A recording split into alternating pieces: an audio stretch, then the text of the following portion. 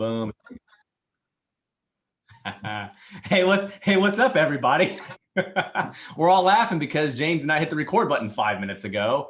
And I think, a lot of us in Apex can get value from these types of things, whether you're on them live or you check them out later down the road on the YouTube channel, whatever, man. So we were just kind of discussing just real lightweight, CEO on the path to becoming a CEO. James had a great speech over the past weekend. We're going to get into that in just a second. But the topic of like NDAs came up and patents and things like that. And we were just kind of wrestling those around. It'd be interesting to see if any of you listening to this on the future recording, if you've gone through that process, because we've already talked about it over here. You can hit us up in the comments and we can provide some value on some of our experiences with those. So what we're doing next, going to spotlight James real quick. He did a speech in his industry, and I might just have him come on and talk a little bit about that. Technician to CEO. He's kind of undergone that same thing just like I have, and some of us have here. Going from the actual technician in your business over to CEO role. So James, man, jump on. Tell us what's going on, man. So, I'll just talk a little bit about my entire experience. My very first time speaking. So I felt confident going in. I felt comfortable. I mean, I know the material. A, I wrote it. B, I lived it. So I get up there in front of the class and I'm feeling confident. I'm feeling good. I'm setting everything up. Class starts and everything went out the window. And I tell you, I had, that bitch voice got in my head, and I started to, am I too basic for this crowd? Does this crowd know more than me? Am I smart enough to be here? Am I the authority figure? And I just started spiraling down out of control. And Brandon, I don't know if you can vouch for this, but my wife said she saw the moment I kind of kicked that voice out of my head and stood up. She's like, my posture changed, my confidence changed, my voice slowed down about 7 minutes in. And she's like, I pretty much saw when you did it. And the rest of it went really good. Obviously, there's tons of things that I can look at and improve on.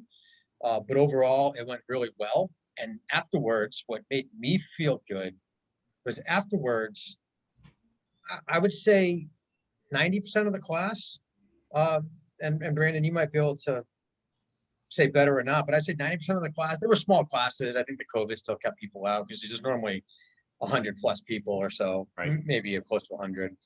But 90% of the class came up to me and was like, hey man, where do I start? What do I do? Like, I'm in the same boat as you. And it made me feel really good and hopeful for the future, because I've realized that I can start my own thing here and help others get to where I've been. So having all that, like literally the entire class come up after me and want to talk to me. And I had to say, all right, guys, we gotta end this because the next presenter needs to start. Right. And I had to kick everyone out. So it was a great experience. And I've already called another trade show to see if I can jump on board. Yep. Congratulations. That's a huge step in getting out in front of everybody. I've been doing this for a while now in my space in pavement management. I call it pavement management land. The American Public Works Association is one of our largest stages, if you will. And I've been fortunate to land a couple of those. I've got mine coming up in August, the end of August 29th through September 3rd. I told Brandon I'll be out in St. Louis, man. So I'll hit him up. We'll grab a beer or something. And I'm going to do the same thing you did, James. Not my first rodeo, but it never, necessarily gets easy is not the word I would use, but you keep learning from it. And it's awesome to say, like, when your wife can say, I saw the moment, I saw the moment, and you can say, I recognize the moment. That stuff gives me goosebumps, dude. The next one is actually in Dallas. I think that same weekend, August 29th. Oh, that's I don't awesome, know if Brandon's going to that, but yeah, I got to find out when my class is, when I'm coming back for that, but I should be back by James still here. So we'll catch up one of those days. We'll figure it out. Perfect, man. And that's cool too. We see a lot of people in the groups, not only just doing this online, but, trying to connect in real life. Chad and I have gotten together. Chad's in Grove City, Ohio, and Chad and I'll announce it on here as well. I want to say it's July 19th, right, Chad? Is that the date we were setting up an Apex, Ohio-based event, if I remember right? Let me take a look. Yeah, July 19th. Yep, Monday, July 19th. I've already got the spot reserved and booked. I figure right after the 4th of July holiday here, or right now on this thing, we'll announce it, but be a great opportunity for our Ohio chapter, or whatever. Anybody can come, just book the flight, we'll hang out. We're doing it at a brewery. But it's a great way for everybody to get together and talk about what we're actively doing, support each other, talk about the wins. We'll all learn some stuff, whether we're doing online or in person. So that's awesome, James, man. Great stuff. I'm looking forward to mine. Mine's upcoming. Like I said, August 29th is my first, not speaking gig. I actually speak a lot. I don't know if a lot of you all know that. I'm in city council chambers all the damn time. And more, they become, I had a little video yesterday. I was up in the city of Medina, Ohio.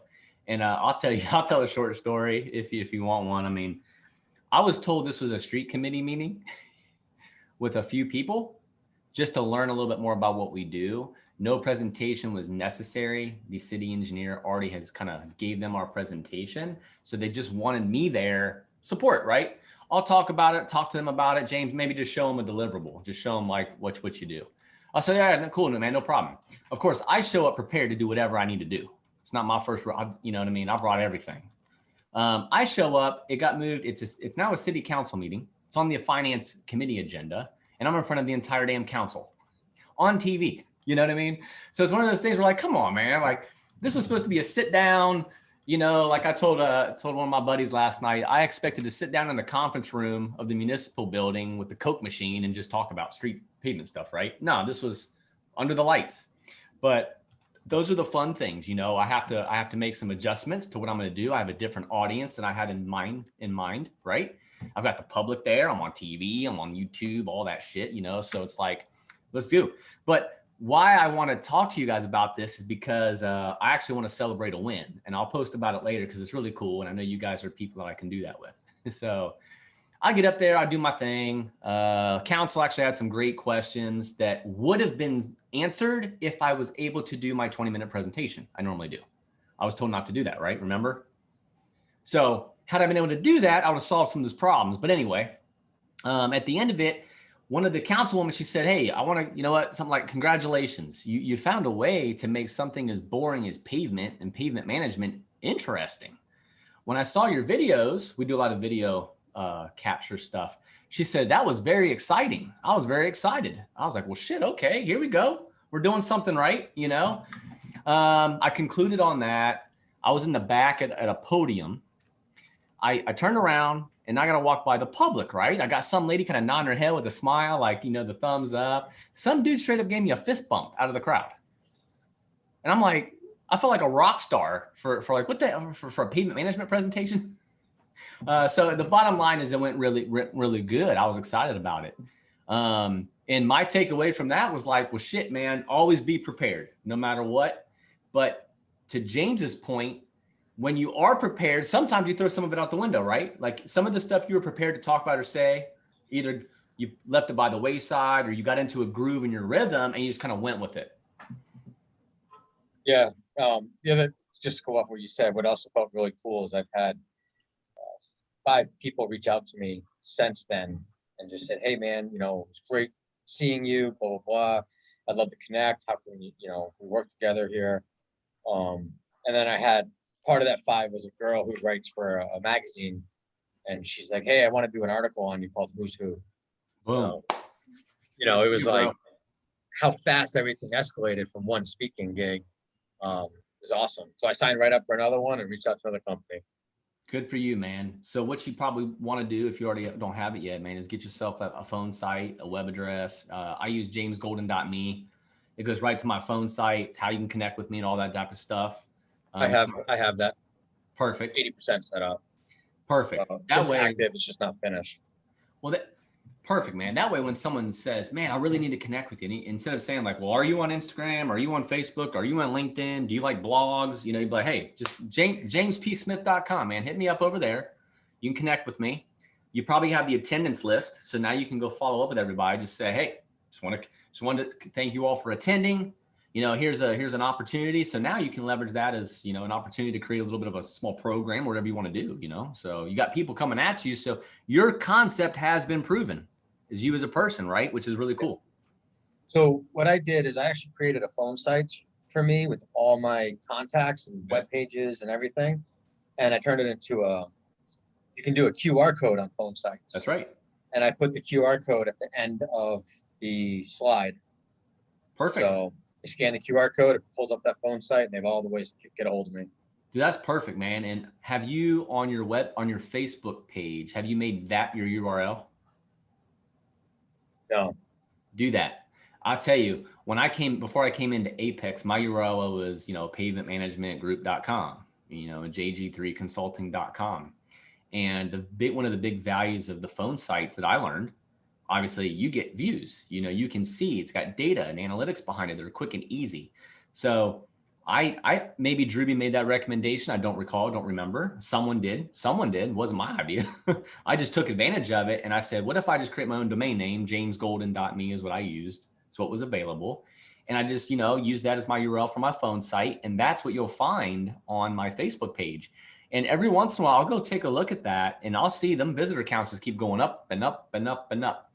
And especially like James, you're on the come up, right? A lot of us are on the come up of what we're doing. We're getting out there, as a result of that that city council meeting, our company was mentioned in 2 different papers last night, just like that. So it's PR opportunity. My name gets dropped, which is cool. So now those are links that I can share. And then those people are going to come find me and find that jamesgolden.me. And then they're going to see all the crap that I'm doing. So it's a really great thing for all of us to do if you haven't done it yet. So James is about 80-90% there. I've got mine there. I try not to be perfectionist, like Thomas says, done is better than perfect. I subscribe to that all day long because I used to be, before Apex, I used to be like, well, the time's not ready yet. I don't have it set up. I'm not all in on it, and it's like, fuck the excuses, man, just get to work. So 80% is better than 100, better than 0. You know what I mean? Yes. So you're getting there, get it done, man. It's really cool. We can all do that. It doesn't matter what field you're in or what you do. And a lot of folks outside of Apex that don't understand what we're all doing look at it as like a brag or a flex. Oh shoot, look at this guy James, man. He's got his own domain name on his Facebook page. No, it's strategic and it's with intent, which is what we're all doing. I don't care about what my neighbor from 18 years ago looks at my phone site and says, right? We don't care about that person. We're there about like what we're trying to do with life and where we're at and how people can get a hold of us and see the value that we add to our marketplace. So good stuff. Anybody else? Anybody got any speeches coming up? Brandon, you got something coming up, I think. Just did one. Just did one this weekend. Yeah, I was down there. I did. Awesome. I did one Friday morning, and then I, of course, showed up and had to see James's, and then helped with another one. Well, sort of. I didn't do a whole lot on that one either after James's. So, but yeah, no, he killed it. He did awesome. So, and yeah, absolutely, you could tell the minute that switch flipped, and that's great. He just went to town, and I stood back and watched him do his thing. It was awesome. That's cool, man. He was almost ready to bail me out. I did stand up there. I was like, because walking up, he said he was a little nervous. I'm like, don't worry, you got this, man. I've been doing the KFS thing for, I don't know, 4 or 5 years now. So you kind of get used to it. That's right. That's the great way to say it, and when we talk to our older kids, our younger kids, our coworkers, our maybe not our employees, being that leader that's what I try to teach, man, is to say, look, you might be a little nervous about this. We all are. The difference is, are you willing to put yourself out there to overcome it? Because there's only way to overcome any fear. I don't care what the fear is. We all know it. You have to do it and survive it. You have to survive it. Yeah. That is helpful, surviving. You got to do it and survive it. And it's, you do it, you survive it, and you say, oh, okay, I got through it. I might try it again. Or maybe it was enough. Maybe it's jumping out of an airplane, parachuting. I don't know, but you did it, you survived it, you conquer that fear. It doesn't mean you have to go do it over and over again. But in business, we have to keep doing that over and over again. It's reps. My reps game is up, and that's how I look at it, man. That's how I know. Like, I plan on writing a content piece and doing a video on talking about being an expert. A lot of us are experts, but we don't give ourselves credit for being the expert. We don't want to talk about it. It's a big old word. It's almost like guru, but it's not. It's expert. You have expertise. And I've got a little bit of way of how I validate what expertise looks like. You know what I mean? And so I'm going to write some content on that. But for me, it really boils down to the moment someone else called me that, or commented me as that, that was the validation point number one. And then I look at it in a way of like James, in your speech, you know, you're up there on stage, you know, you overcome a little bit of anxiety and fear, you go drop some value and knowledge, and you have people coming up to you saying, give me more, give me more, give me more. That's again, that was my validation point 100%, because I'll be honest, joining Apex and going to this, I've definitely been questioning, you know, do I deserve to be up here? Yep. And it's a hard thing to overcome because, you know, I guess you never truly know until you experience that validation. And now I'm like, shit, man, I got something way, like I knew I had something good, but now I'm like, I got something way bigger than I thought. That's right. Real quick, just to touch on that nervousness and getting over it, the owner of this trade show, he obviously speaks in front of us all the time. That's, you know, it's what they do. He said the very first time he spoke, I don't remember all the details, but he got up there. I think he said he had to run out of the class and go throw up. And his boss that was with him got up, stood there, took the class over, finished it for him, while he came back in and sat in the back row with his head down. And he not only got up again, did it again, but now he owns a business based on that. So that's so cool. I love it, man. I love those types of stories. I will tell you all, my first speaking engagement, I was probably 25 years old. You know, I'm 42 now, and I was in front of a room of engineers, and I'm not an engineer, you know, never claimed to be, never want. I'm just in an engineer's world. My boss at the time was a PE, and he was basically throwing me to the fire. He said, hey, so we were doing a 2-day seminar and training on a specific pavement management process. Okay. There was about 50 people in the room, not a huge room, but 50 people. Hell, that was a lot for me, you know, never doing it before at 25 years old. I got up there sweating, you know, my armpits were soaked. I remember this. I thought I was going to pass out because now there's a microphone. I never done that before. So I get through the first 45 minutes of it. I get through it, you know, and it was not beautiful. It was ugly. It was horrible. I thought I was going to die, pass out, all of it. And I say 45 minutes because my boss interjected. He came up and says, hey, let's go in and take a quick break. We got some snacks and refreshments back there in the room. They all kind of get up, and you could tell that they were just bored as hell, not checked in, not dialed in. And he came up to me and said, I tell you what, let me take this next session. Just relax, pay attention, watch. We're going to do lunch. We'll talk about it a little bit more, and you come back after lunch and do another session. That way you're not trying to focus on the whole day today. We'll just do a couple topics. And that made me feel better and more comfortable.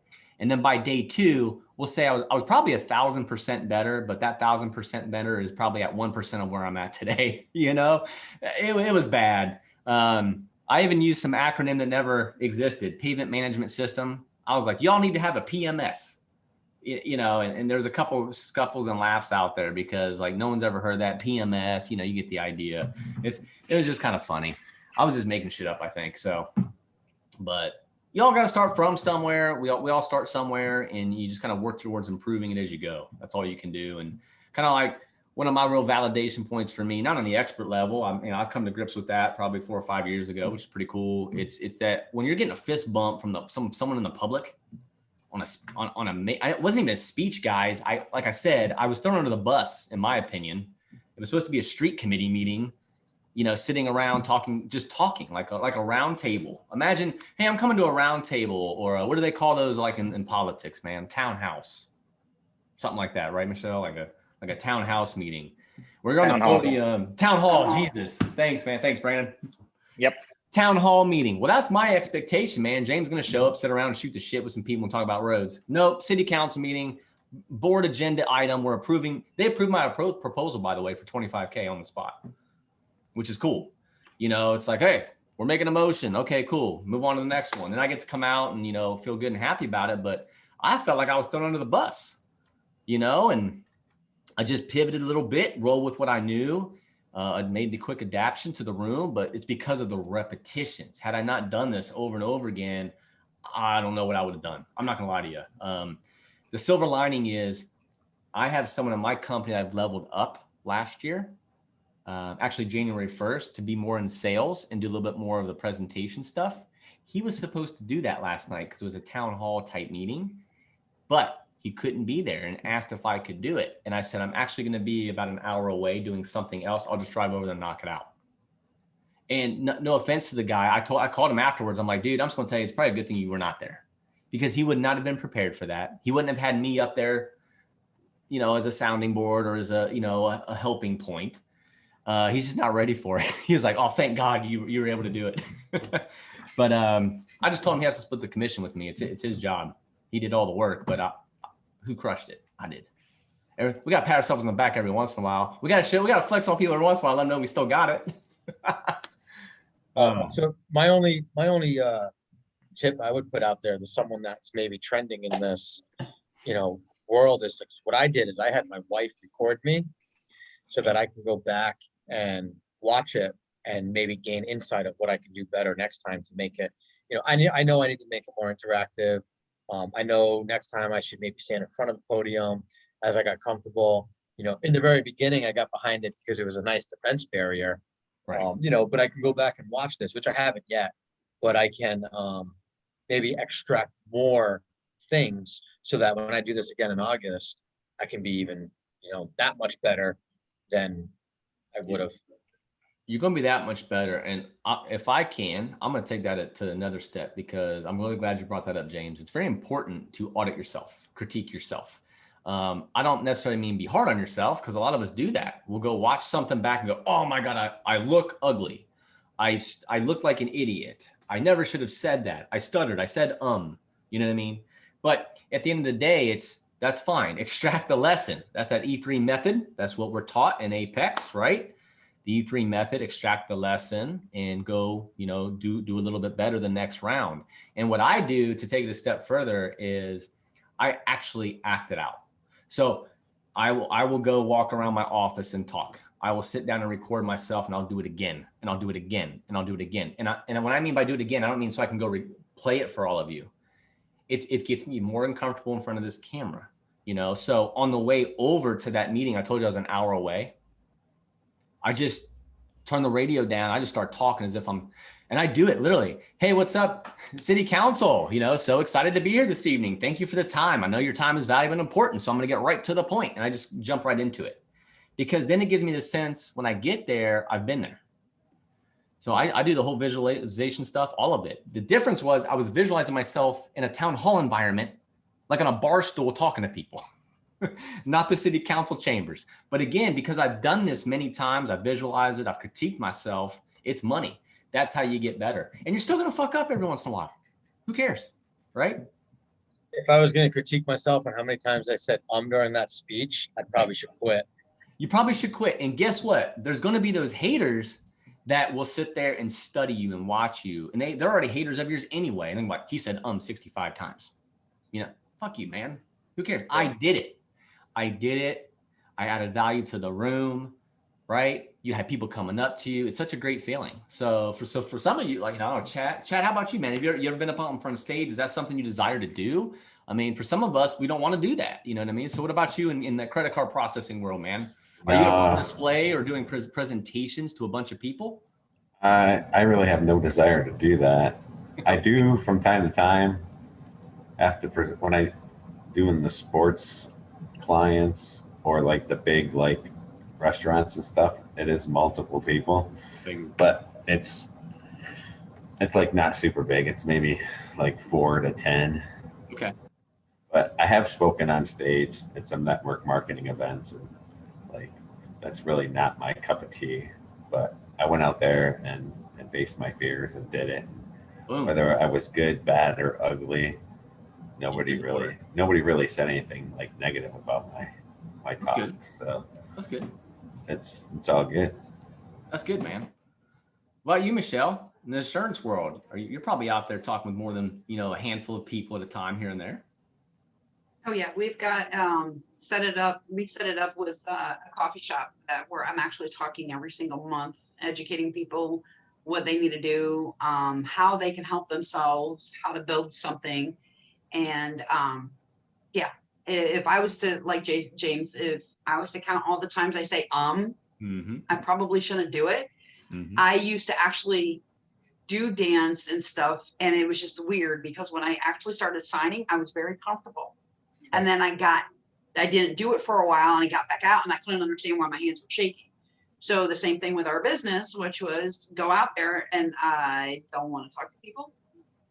So now it's every single month I'm standing in front of a room full of crowded people, educating them on the finance world and insurance. That's awesome. And if Michelle, correct me if I'm wrong, I'll let you talk about it actually real quick. One thing that's cool about Michelle is going through this process. Her and I are in RTA together as well. You know, so what's pretty cool is she found a great niche of communicating the financial, the insurance needs to the deaf community, if that's the right way to say that. You know, so she does a lot of signing, which is really cool in my opinion, because that's a huge need to develop that know, like, and trust factor in this type of an industry. Can you imagine for those that can't communicate traditionally? So I applaud you for that. I think that's awesome. And I love the coffee shop concept, because who's ever walked into a coffee shop and been like, I'm uncomfortable. It's stuff. No, it's a coffee shop. You know, if they did it right, you walk in, you feel inviting, you know, you're going to grab a cup of coffee, relax. Coffee is synonymous with conversation and social. So I think it's a great type of setting to do those things. We have someone out here in my local market. I forget what she calls it. She does something similar. I think it's just like Financial Fridays is what she calls it, something like that. She is a Edward Jones advisor. You know, she's local, and Edward Jones is what? It's all about being local, kind of like the State Farm local agent, right? So she does a great job of that. She comes into our local coffee shop. She doesn't go to Starbucks. She goes to the coffee shack. It's not Starbucks, it's the coffee shack. And there might be 2 people in there. There might be 20 people in there, depending, you know, it's really cool. Yeah, we're doing the same thing, whether it's 1 or 2. If there one person showed up when I started doing it, I sat down, had my little button, play behind the screen, and did a one-on-one right then and there with everybody else. Perfect. And that led to about 3 or 4 other people to there. So I talked to the owner because I helped the owner, and she's like, hey, let's just go ahead and just keep this going on a constant basis. Every single month, I want to see you here. I'm like, okay, let's go. Yeah, that's awesome. And I think that's a really good testament for, you know, we kind of started off like, oh, we're on a stage, you know, we're talking. But when I look back on my career doing this for a lot of years, I'll just say that, I'd say very active in terms of small group, one-on-ones, actual speaking engagements for 10 years now. And it all started with that, just the one-on-ones, then the 1-on-3 and 4s, you know. So now I'm not just talking to a public works director. Now I got to go talk to the street committee. Now I'm not talking to the street committee. I got to go talk to the city council, and I got to take questions from the public. And I hated all that. And even today, you know, we'll get some like, hey, I'm going to warn you, our city council can be really tough. I'm like, you know what? Expert level has been unlocked. You can't throw anything at me that's going to shake me. That's my opinion. That's my approach nowadays. It doesn't mean you might not watch something and see me go, I got thrown for a loop yesterday. I had a question asked I've never been asked in my life, but I felt like I was prepared, you know. And I'll post up that link. You know, it's a short 15-20 minute thing, you know, when they post on YouTube later today or something. Because, you know, again, anytime you can get in front of somebody, it's good for you, because someone's gonna tag you, document you, put you in the paper, you know, the write-up, whatever it is. Now you've got a resource that you can leverage that didn't come from you. It came from Michelle Moreno. She talked about James and Pavement Management Group, or the city of James Smith is talking about James and Pavement Management Group, not me. You know, that's the cool stuff. So I often get too humbled. You know, I don't post enough.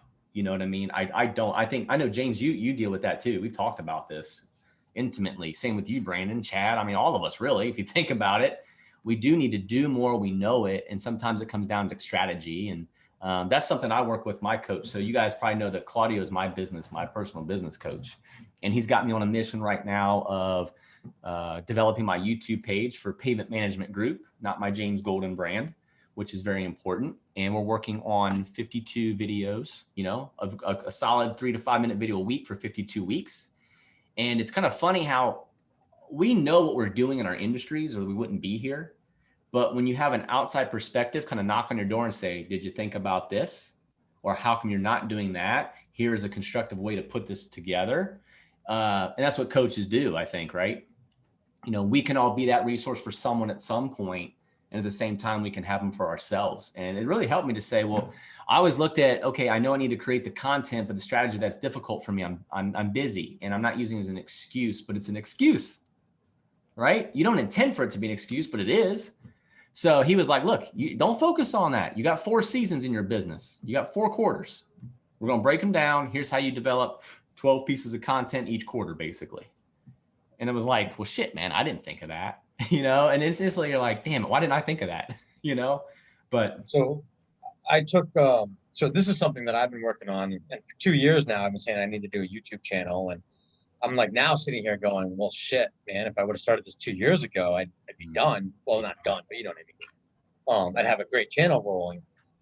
So I'm now scheduling it in and making it happen. But what I personally found, if anyone hasn't listened to Suman's Motivational Monday, I think it was 2 weeks ago, okay, where he talked about content creation. Yep. I started doing that, and it's the greatest thing. Because throughout the day, I got Evernote.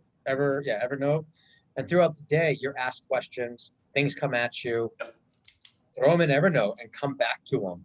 And you can create, multiple posts, blogs, videos. And what I'm doing is, he didn't talk about this, so I'm doing the multiple posts out of the thoughts, and then I'm going to create a video and upload it to YouTube. And if you want to upload it to YouTube private, that's fine. But if you go into YouTube, you can actually transcribe. There's a button and it transcribes the entire video for you. Yeah. Copy, Paste that transcription into a Word document, have someone edit it for you, and now you have a blog post or even a post. That's right. There's great information, man. That's something YouTube unlocked a little while back, which is great. You can transcribe that thing, get the copy, and leverage it in multiple ways. And I think the value now is like, we all understand that the blueprint has been laid out for us in the Apex community predominantly, right? Ryan's done the work. That's why we're here. That's why we've been through the processes. It's taking action on those things. You know what I mean? That content creation he talks about, his E3 and M3 methods are 100% spot on. And you have to believe in it because we're here. That's why we're here, is because of the processes he's put behind it, correct? Otherwise, Apex doesn't exist. He's not the Ryan Stewman, which I think is pretty cool. So great stuff, James, man. I appreciate you putting that out there. That's a great tip for us to kind of take away from that. I will probably go back to that. I've heard Ryan speak on content creation multiple times, and I have my route and path of doing it. And that's the other part too, is you can take and borrow pieces of it and make it your own. That's the value of all this stuff too. So, but it's also good to, so one of the things that really got me when he talked about it is, one, there's nothing wrong with reusing it, because in 6 months from now, no one's going to remember, and different people might see it. 2, if you take that one topic, you note it into your Evernote, and you try to write a post about it 2 to 3 different ways that you use months apart, you might resonate with different people. Because if I took a topic and I write about it, someone might read it and be like, I don't get it. But I take the same topic, I write it slightly different. That person's like, holy shit, I get it. Same person. Dude, I love that. Today on LinkedIn, I posted a video for my LinkedIn community. I took the same video, same content, paste it in Facebook, and the copy is a little different. Just a little bit different. You know what I mean? Because it's 2 different communities. The content's there, the video's there, in this case, but the caption's just a little bit different. Learn how to leverage it for the platforms, for the audience. That's what it's all about. For LinkedIn, I'm educating. For Facebook, I'm more entertaining and showing what James does on a daily basis, kind of a thing, right? So good stuff, man. What else you guys got going on? Anything else? Here, well, I'll say with part of the content creation, one of my coaches actually said, just do like a small tip book. Did you say? So she has a book, and it's little tips, things you could do, and things that it's basic information that's out there. And you could use it for the YouTube channel, the LinkedIn stuff, the Facebook, the Instagram, and actually write a book. So I have it going to a text message send out to everybody. So they go ahead and sign in. They get these perfect little tips, and every single week they'll get something. and the book's going to be coming out with it. And then, yeah, I'm switching them into posts for Facebook, LinkedIn, and everything else. That's a great strategy. I've heard that from someone else, and there's someone else in Apex developing something. I'll just kind of, I don't want to air anything that I may shouldn't have, so I won't do it. But there's an individual out there that's creating some type of a service for that. And you've already kind of unlocked that for you in your business, which is really cool. I think that's awesome when you build your community. Some of you are in the Golden Collective, or all of you actually, which is awesome. So thank you for that. You know, kind of a different concept from what Apex and all those types of things are. But at the end of the day, that's something where I love that idea, where you could drop a daily text message or a weekly text message. The tip thing is gold. And then you could just create a book. You know, it could be 365 tips on how to gain financial freedom, or how to protect yourself in insurance, or, you know, whatever it is, guys, how to conquer credit card processing in 365 tips. You know, I like that idea, Michelle. Good for you. That's good. And just think, we're only actually doing 52 tips. So 1 a week. 52 tip, even better. Weekly tip. And then so anybody new that comes on, they started off with the beginning, and we have it like little hooked into the name of the business and everything.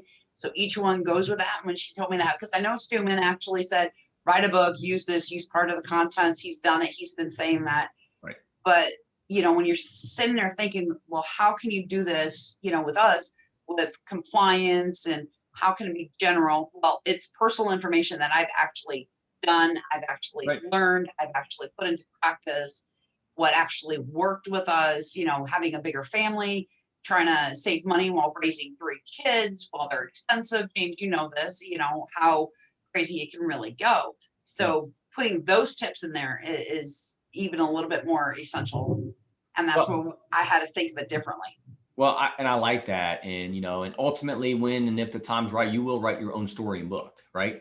But to gain notoriety in your industry and your business, at the end of the day, it's becoming a published author. And when you've got the networks that we've got, you know, even if something is simple, I don't mean it's simple. So I don't mean it that way. I like the fact that it's simple. I always subscribe to keep it simple, stupid. That's in my slide for pavement management. Like, let's not overcomplicate this thing. Here is James's definition of pavement management. It's applying the right treatment to the right pavement at the right time. That probably makes sense to all of you, right? So keep it simple, stupid. But when you can say, hey, I got 52 tips here, you know, to gain, find out whatever I just said, who cares? That is easier to tackle. Number one, you can get the content together, you can get it out, you can get your name out there and get it published, right? Then you can start going through that process. Like, hey, I'm a best-selling author on these tips. You know what I mean? Then you can take all the experience and accolades from that, and then you can go write your book if you want. You know, at the end of the day, it's just doing what you think you need to do and doing the work. I think that's more important than saying, hey, I have to write a 700-page novel about myself tomorrow. You know, I kind of went the co-author route initially. This is before I got into, I'll say, Apex Executives, where we got really going in on talking about how to write a book. I will tell you that the Apex method of writing a book is the same as what I went through in my process with my publisher. When you can jump on here and record yourself, or you can have your tip or your chapter, and you can just kind of talk through it. To James' point, get that damn thing transcribed. That's how we did I think I published 38 pages in $1 Million Dads, right? But it's 38 pages I wouldn't have written without this process. It's 38 pages that are now tied to me forever. Became a best-selling co-author. I'm happy to say that. I'm proud to say that. You know what I mean? Because, and I'm proud of everyone here in Apex, because what a lot of people don't really know is when we went through the sales process, I followed all the stuff that we're taught to follow. And my publisher mentioned, holy shit, you have a lot of connection. You must have a lot of connections in that Dallas area and Texas area, because our community came forth and supported me, you know, which was really awesome. If you look at $1 Million Dads, they're the ones that are referenced in the testimonials or the feedback. It's no one else. And that got my publisher on my side. So her and I have a really good relationship. She actually, because of that, she said, hey, I'm writing another book.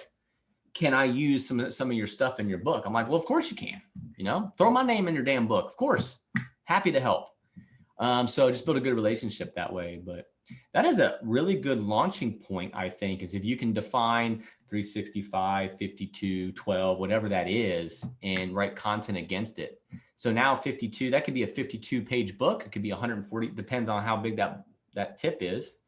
And then maybe you could even just spitball on what if you had 52 testimonials for each of those tips?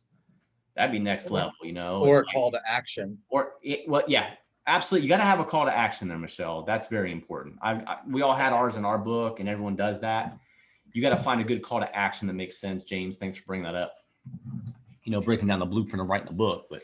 Well, I guess I want to make sure we're on the same page. I'm thinking more of a call to action, like not a come check out my website, but on each tip, like how are you going to implement this tip? And then you could even then maybe do like a share how you're going to do that on my Facebook group or something like that. Yeah. But just something to get people interactive with the book.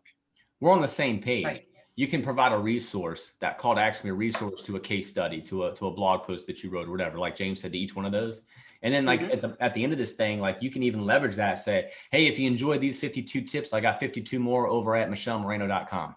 You know, that gets people into your ecosystem, create a damn phone site. I mean, and we don't have to overcomplicate this. That's what I love about the Apex community. I've heard Ryan say it to my face.